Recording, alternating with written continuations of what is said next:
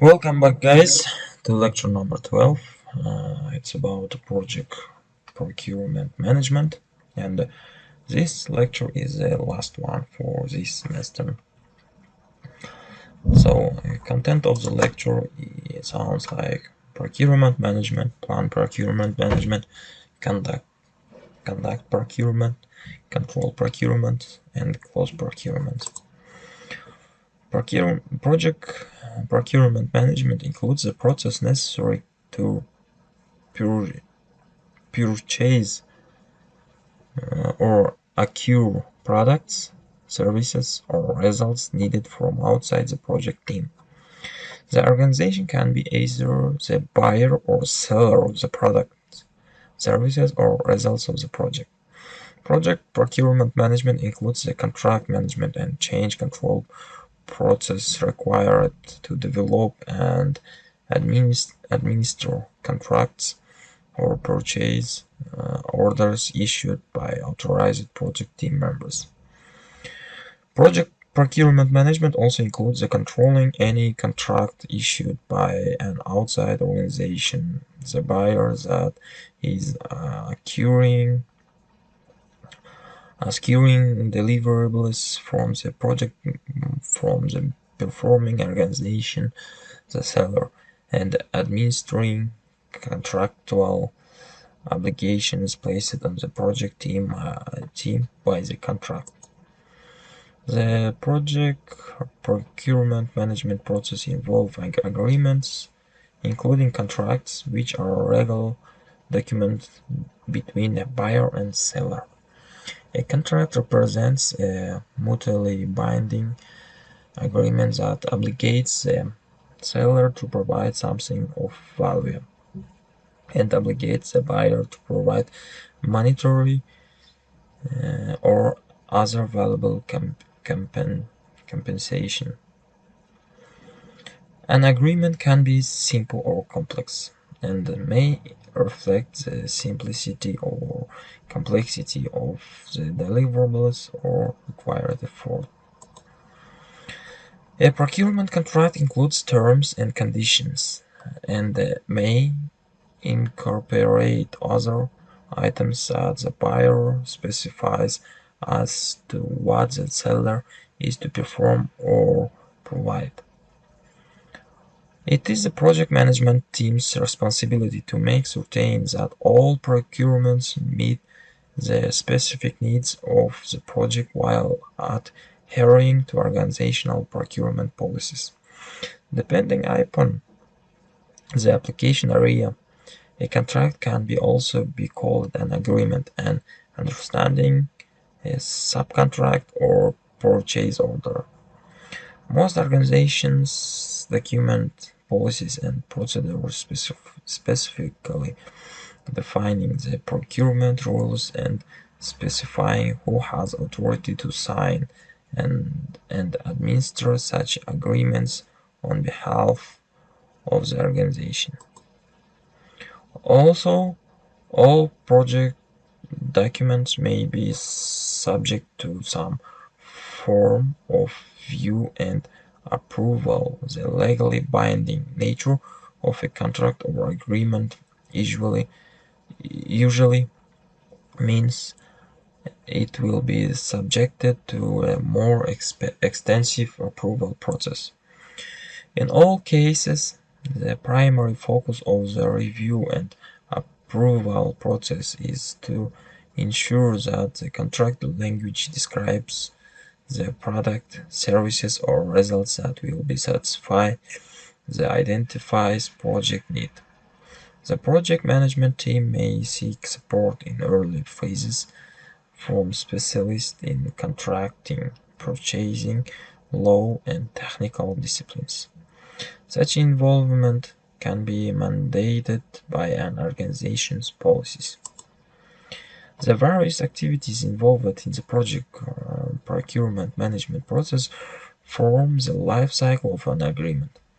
By actively managing the agreement life cycle and carefully wording the terms and conditions of a procurement, some identifiable project risk may be shared, or transferred to the seller. Entering into the agreement for product or services is one method of allocating the responsibility for managing or sharing potential risks. A complex project may involve managing multiple contracts or subcontracts simultaneously or in sequence.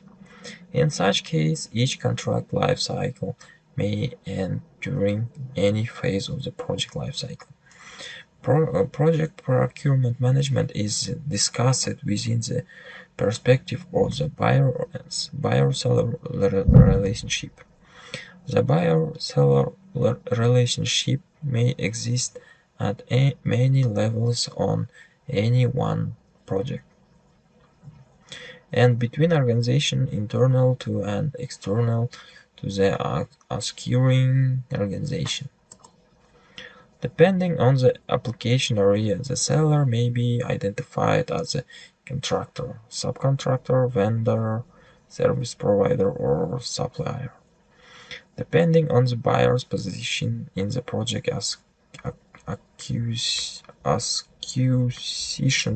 cycle, the buyer may be called a client, customer, prime contractor, contractor, acquiring organization, service requester, or purchaser.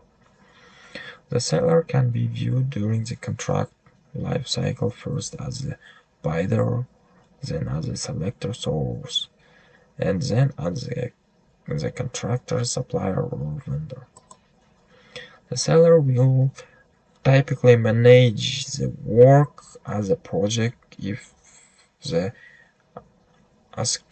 acquisition is not just for shelf material goods or common products. In such case, the buyer becomes a customer, and this is thus a key project stakeholder for the seller. The seller's project management team is concerned with all the process of the project management, not only with the those of knowledge area. Terms and conditions of the contract become key inputs to many of the seller's management processes. The contract can actually contain the inputs, major deliverables, key milestones, cost objectives, or it can limit the project team's options, buyer approval of staffing decisions of often required on a design projects. Plan requirement management is the process of documenting project procurement decisions, specifying the approach, and identifying potential sellers. The key benefit of this process is that it determines whether to acquire outside support, and if so, what to acquire, how to acquire, how much is needed, and when to acquire it.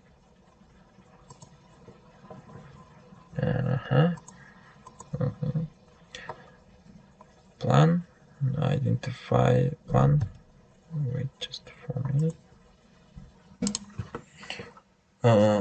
Okay, here's just information. Organizational process sets described before the various types of a contractual agreement used by the organization also influence the decision for the planned procurement management process. The organizational process sets that influence the planned procurement management process include, but not are limited to, formal procurement policies, procedures, and guidelines, management systems that are considered in developing the procurement management plan and selecting the contractual relationship to be used, and established multi-tier supplier system, and fixed price contracts. This category of contract involves setting a fixed total price for a defined product, service, or result to be provided. Fixed price contract may also incorporate financial in incentives for achieving the exceeding selected project objectives such as the schedule, deliverable dates, cost, and technical performance, or anything that can be quantified and subsequently measured.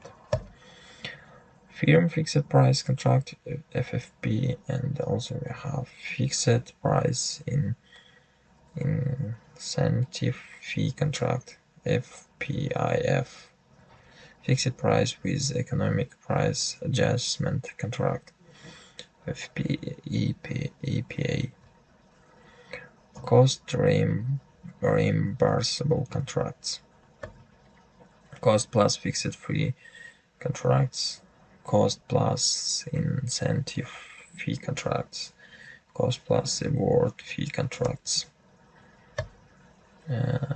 Make or buy analysis, it's just extra information. Procurement management plan. The procurement management plan is a component of the project management plan that describes how the project will be secure goods and services from the outside performing organizations. It describes how the procurement process will be managed from developing procurement documents throughout contract closure. The procurement management plan can also include guidance for types of contract to be used, risk management issues, whether independent estimates will be used, and whether they are needed as the evaluation criteria. Those actions the project management team can take unilaterally if the performing organization has a prescribed procurement, contracting, and purchasing department, standardized procurement documents if it's needed, managing multiple suppliers, coordinating procurement with other project aspects, any constraints and assumptions that could affect planned procurements, handling the long lead times to purchase certain items from the seller, and coordinating the extra time needed to procure these items with the development of the project schedule, handling the make or buy decision and linking them into the estimate activity resources and develop schedule processes. Setting the schedule dates in each contract for the contract deliverables and coordinating with the schedule development and control process, identifying requirements for performance bonds or insurance contract to mitigate some forms of project risk, establishing the direction to be provided to the seller on developing and maintaining a work breakdown structure, establishing the form and the format to be used for the procurement contract statement of the work, identifying pre-qualified sellers, if any, to be used, procurement metrics to be used to manage contract and evaluate sellers. A procurement management plan can be formal or informal, can be highly detailed or broadly framed, and is based upon the needs of each project. Okay, source selection criteria.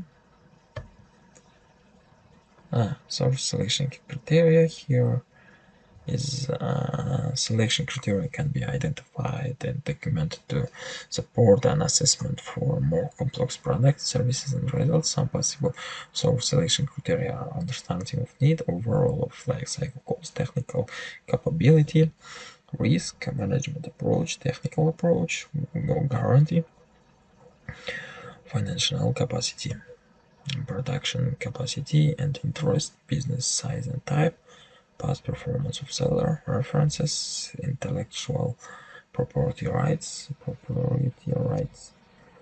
And conduct procurement. Conduct procurement is the process of obtaining seller responses, selecting a seller, and awarding a contract. The key benefit of this process is that it provides alignment of internal and external stakeholders' expectations through established agreements.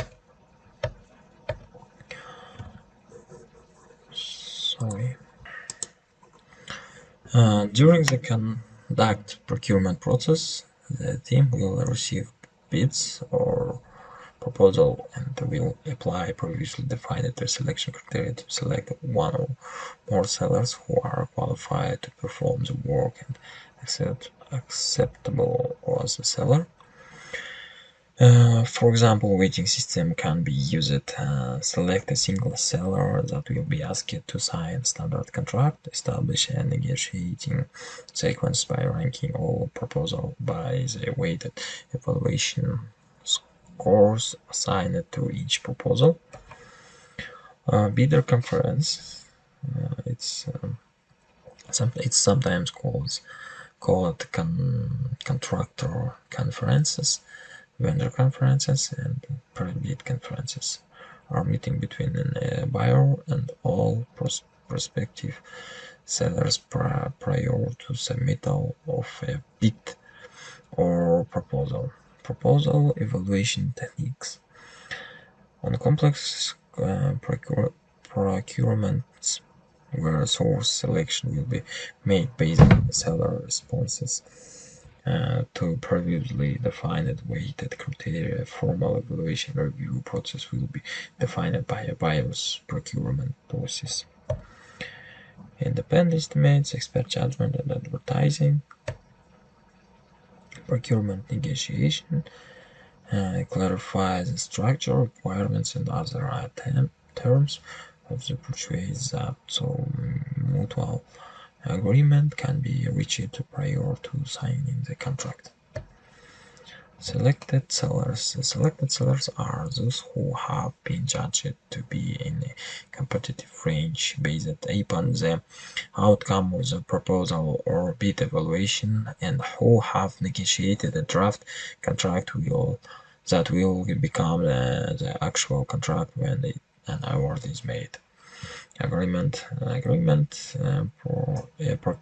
Procurement agreement includes terms and conditions and may incorporate other items that the buyer specifies are charging what the seller is to perform or provide. The major component or components in the agreement document will vary, but may include the following: statement of the work delivered, schedule baselines, performance reporting per period of performance, roles and responsibilities, seller's place of performance, pricing, payment terms, place of delivery,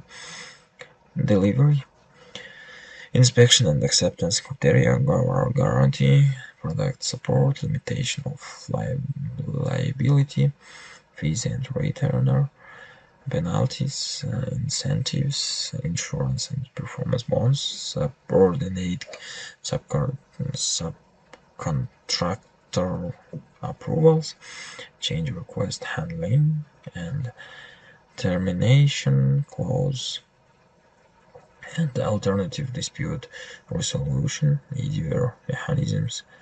The EDR method can be decided in advance as a part of the procurement award. Control procurement. Control procurement is a process of managing procurement relationship, monitoring contract performance, and making changes and corrections to the contract as appropriate. The key benefit of this process is that it ensures that both the sellers and the buyer's performance meet procurement requirements according to the terms of the legal agreement. Close procurements. Close procurement is the process of completing each procurement. The key benefit of this process is that the documents, agreements, and related documentation for future references. The close procurement process also involves administrative activities such as finalizing open climbs, updating your records and to reflect final results and achieving such information for future use. The close procurement process supports the close project or phase process. We talk about it in lecture 4 by ensuring the contractual agreements are completed or terminated. So I think that's all. It's the end of the lecture, and so guys, thank you for attending this class, and this is our last lecture, and till the end of the semester you have finished working with your mentor, and by Telegram channel I will try to control your work, and thank you, goodbye.